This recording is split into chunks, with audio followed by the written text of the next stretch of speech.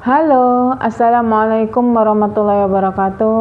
Selamat jumpa kembali anak-anak ibu di hari Rabu ini. Pertemuan kita yang ketiga. Setelah pertemuan pertama kita membahas tentang besaran dan pengukuran. Pertemuan yang kedua tentang ciri-ciri makhluk hidup. Dan pertemuan yang ketiga ini kita akan membahas tentang klasifikasi pada makhluk hidup. Oke anak-anak ibu sekalian. Tapi ibu ingatkan sekali lagi anak ibu sekalian, ibu masih sabar menunggu tugas-tugas yang belum mengumpulkan untuk penambahan nilai kamu nanti di akhir semester. Oke. Sekarang klasifikasi makhluk hidup. Oke, anak-anak ibu sekalian. Apa sih klasifikasi makhluk hidup? Klasifikasi makhluk hidup adalah cara pengelompokan atau penggolongan dan pemberian nama makhluk hidup berdasarkan persamaan dan perbedaan ciri-cirinya. Dan ilmu yang mempelajari tentang penggolongan ini disebut dengan ilmu taksonomi. Siapa sih yang pertama sekali menemukan taksonomi ini? Yang pertama sekali menjelaskan tentang taksonomi ini, yang menemukan tentang taksonomi ini adalah Carl von Linné atau lebih kenal dengan Carolus Linnaeus. Sehingga anak-anak ibu sekalian, bapak ini disebut dengan bapak taksonomi, bapak pengelompokan makhluk hidup. Oke, anak-anak ibu sekalian, untuk apa sih si Carolus Linnaeus ini pertama kali mengklasifikasikan makhluk hidup itu? Tujuannya untuk apa sih? Yang pertama, agar kita mudah dalam mempelajari dan mengenal berbagai macam makhluk hidup. Yang kedua anak-anak ibu sekalian, kita mengetahui hubungan kekerabatan antar makhluk hidup. Yang ketiga, kita mengetahui manfaat makhluk hidup untuk kepentingan manusia. Yang keempat, mengetahui adanya saling ketergantungan antara makhluk hidup. Oke, anak-anak ibu sekalian, mudah-mudahan jelas. Sekarang, pengelompokan atau klasifikasi itu secara sederhana ada beberapa macam anak-anak ibu. Ada yang berdasarkan jenis makanan. Jadi makanannya sama, maka pengelompokan makhluk hidup itu sama. Jadi ada 5 jenis klasifikasi sederhana atau pengelompokan sederhana tersebut, yaitu berdasarkan jenis makanan, pengelompokan yang berdasarkan jenis makanan, pengelompokan berdasarkan jenis habitat yang sama, pengelompokan berdasarkan ciri morfologinya, pengelompokan berdasarkan ciri anatomi tubuhnya, dan pengelompokan berdasarkan ciri fisiologinya, di mana dia hidup. Oke anak-anak ibu, ada 5 pengelompokan makhluk hidup berdasarkan makanan, berdasarkan habitat, berdasarkan morfologi, berdasarkan anatomi, dan berdasarkan fisiologi. Oke, kita lanjut. Pengelompokan sederhana, klasifikasi sederhana hewan ada didasarkan beberapa. Oke, yang pertama berdasarkan kesamaan jenis makanan. Berdasarkan kesamaan jenis dan persamaan cara berkembang biak atau generatif. Oke, sekarang kita ke kesamaan jenis makanan. Yang pertama disebut dengan herbivora. Pasti kamu pernah dengar tentang kata herbivora waktu SD. Apa itu nak herbivora? Herbivora adalah hewan pemakan tumbuhan. Jadi kalau hewan pemakan tumbuhan dikelompokkan dalam satu kelompok, penggolongannya disebut dengan herbivora. Oke. Yang kedua, hewan-hewan yang pemakan daging ini dikelompokkan dengan karnivora. Jadi hewan-hewan pemakan daging dikelompokkan dalam karnivora. Sedangkan omnivora adalah hewan-hewan pemakan keduanya. Bisa tumbuhan, juga bisa daging. Jadi dia kadang makan tumbuhan, kadang dia makan daging. Contoh herbivora apa anak ibu sekalian? Oke, kelinci, apa lagi? Pemakan tumbuhan. Kelinci. Ayo. Oke, pasti tahu. Oke. Karnivora apa? Singa. Lagi. Harimau dan sebagainya. Omnivora apa? Tikus dan sebagainya. Oke. Kemudian yang kedua, hewan berkembang biak secara generatif terbagi menjadi 3. Jadi pengelompokan berdasarkan generatif, perkembangbiakan.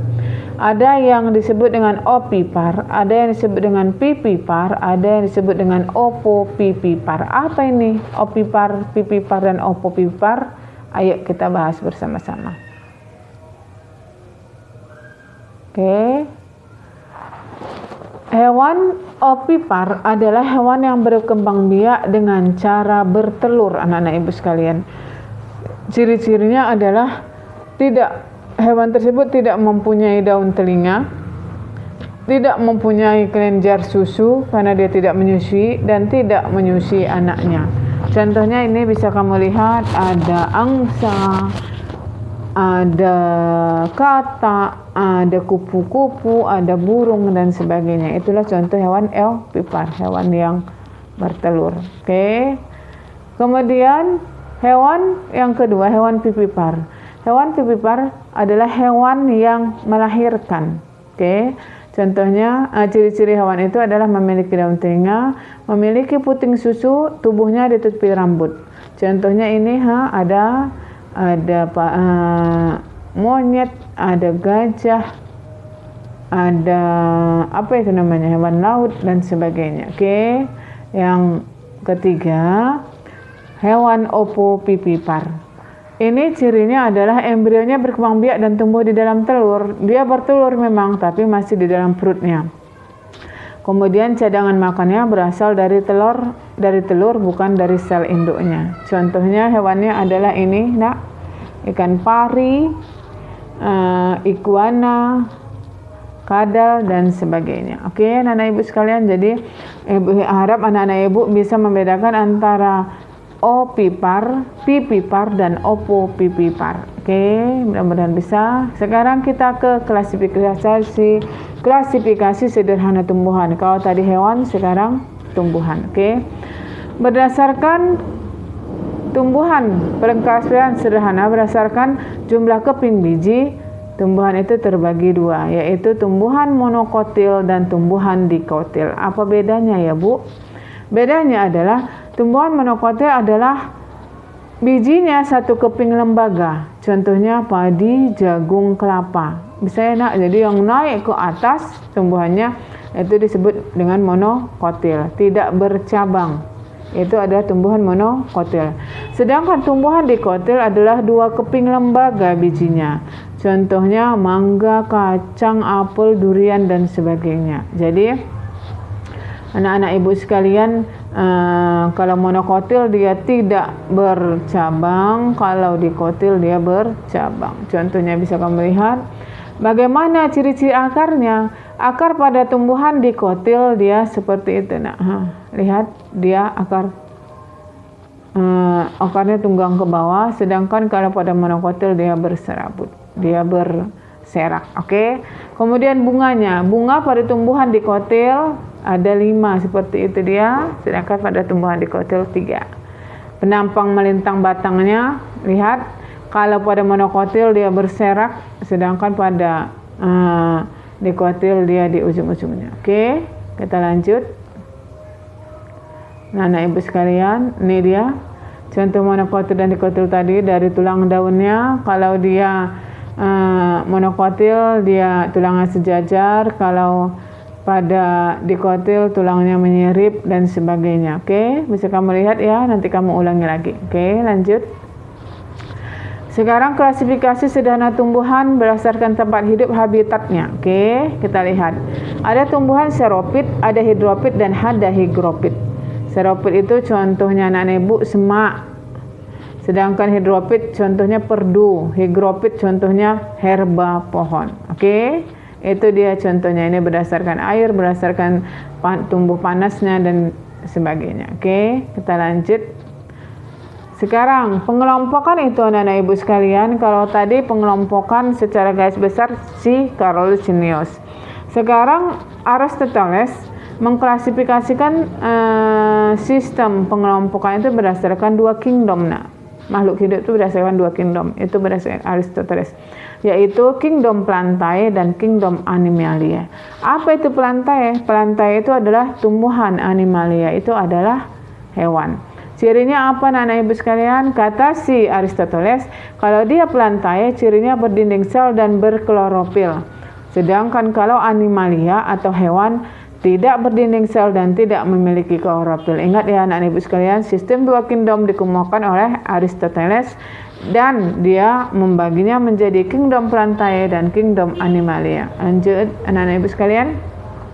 Ada juga pembagian sistemnya dengan 5 kingdom. Ini di pencetusnya adalah Robert H. Whittaker. Jadi kalau si Aristoteles ini hanya 2, hanya tumbuhan dan hewan. Si Whittaker dia lebih spesifik lagi, dia mengelompokkan berdasarkan 5 kingdom. Apa-apa saja itu? Kingdomnya terdiri dari Monera, Protista, Fungi, Plantae, dan Animalia. Oke, anak ibu sekalian, ini 5 dia, sistem klasifikasi 5 kingdomnya, dan inilah dia contohnya. Jadi fungi itu jamur, Monera itu binatang-binatang kecil, Protista itu lebih kecil lagi, Plantae itu tumbuhan. Jadi berdasarkan 5 kingdom tersebut. Oke, ini dia 5 kingdomnya anak ibu sekalian.